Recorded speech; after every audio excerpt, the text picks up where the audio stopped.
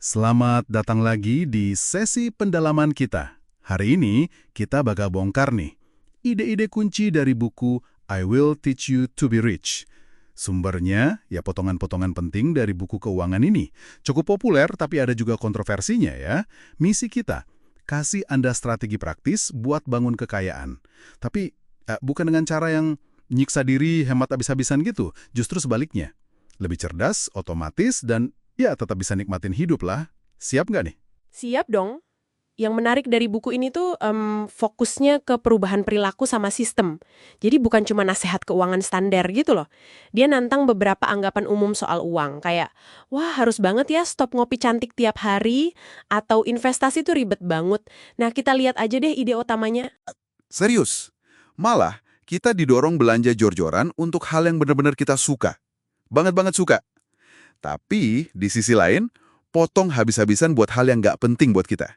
Agak aneh ya kedengarannya. Justru itu kuncinya. Ada contohnya kan, teman penulisnya itu, dia habiskan kalau nggak salah $21.000 setahun buat traveling. Gila. Betul. Tanpa rasa bersalah sama sekali. Dan para rasa bersalah, itu dia. Ya, karena itu soal prioritas yang ekstrim. Coba deh tanya ke diri sendiri. Hidup kaya versi saya tuh apa sih? Spesifik ya. Mungkin sesederhana bisa pesan makanan pembuka di restoran tanpa mikir harga. Atau bisa liburan impian tiap tahun. Nah, kalau udah tahu apa besar Anda itu, baru deh alokasiin dana. Ada 4 ember utama nih. Biaya tetap, ya kebutuhan pokok, sewa, cicilan, targetnya 50-60% dari penghasilan bersih. Terus investasi, ini wajib 10%. Lalu tabungan tujuan spesifik. Misalnya DP rumah, liburan tadi, itu 5-10%. Nah, sisanya, ini dia nih. Uang senang-senang. Haha, iya. Uang buat dinikmati tanpa rasa bersalah. Sekitar 20-35%. Fleksibel ini. Sip.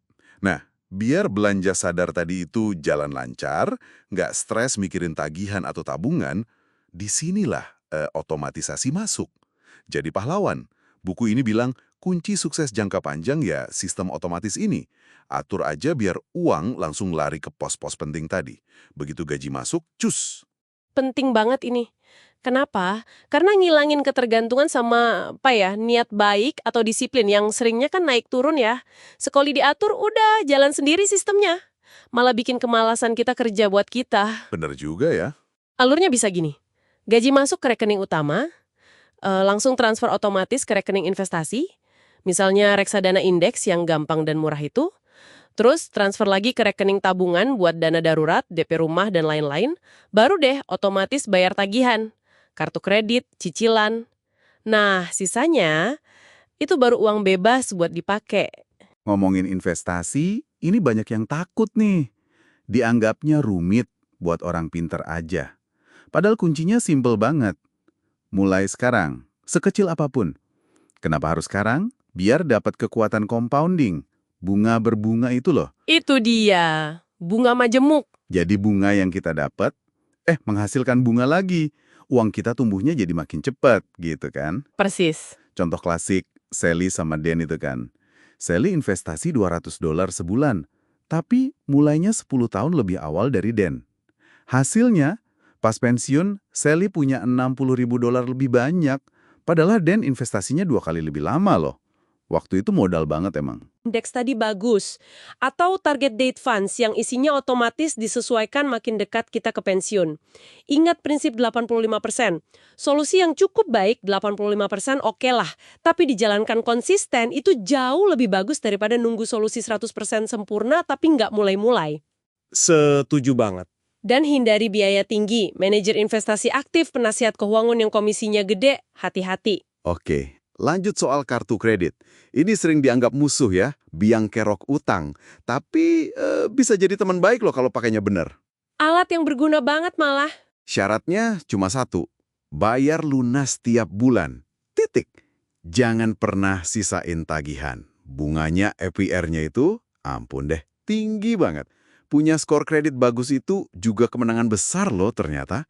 Bisa hemat banyak pas nanti ambil KPR atau pinjaman besar lainnya. Betul banget. Dan manfaatin juga untungnya. Poin hadiah buat travel gratis kayak perlindungan pembelian.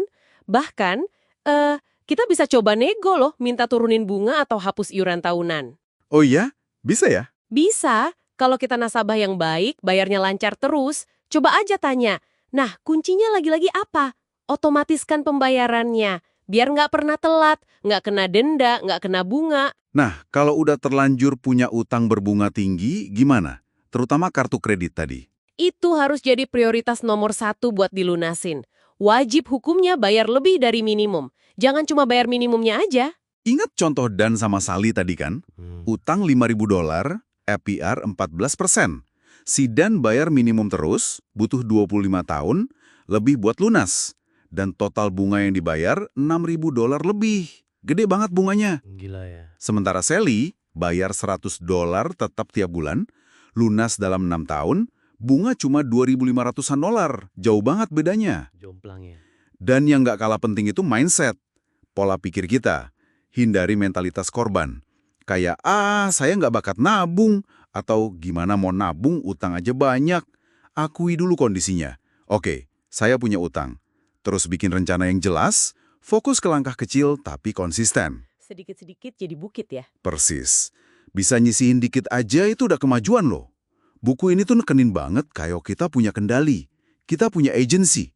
Lebih besar dari yang mungkin kita kira. Oke, jadi kesimpulan pentingnya buat kita semua apa nih? Kayaknya ngelola keuangan pribadi itu ya bisa lah ya, nggak serumit itu. Bisa banget.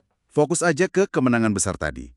Otomatisasi, investasi simpel biaya rendah, belanja sesuai apa yang penting buat kita, dan kelola kredit plus utang dengan cerdas. Nggak perlu jadi pakan keuangan kok buat bisa hidup kaya versi kita sendiri. Intinya itu. Bangun sistem yang kerja buat kita, yang membebaskan waktu dan energi kita, bukan malah ngekang hidup. Dan gak usah nunggu sempurna buat mulai. Prinsip 85% tadi berlaku banget di sini. Langkah kecil yang konsisten itu dampaknya luar biasa dibanding gak ngapa-ngapain. Bener banget. Oke, sebagai penutup nih, ada satu pertanyaan buat Anda renungkan di rumah. Coba bayangin deh, kalau besok pagi Anda bangun, dan plong, nggak perlu lagi pusing mikirin tagihan atau tabungan karena sistem otomatis Anda udah jalan lancar. Satu hal besar apa? Impian, proyek, atau mungkin perubahan hidup yang selama ini ketunda, yang bakal Anda kejar dengan kebebasan baru itu. Coba dipikirin ya. Sampai jumpa di sesi pendalaman kita berikutnya.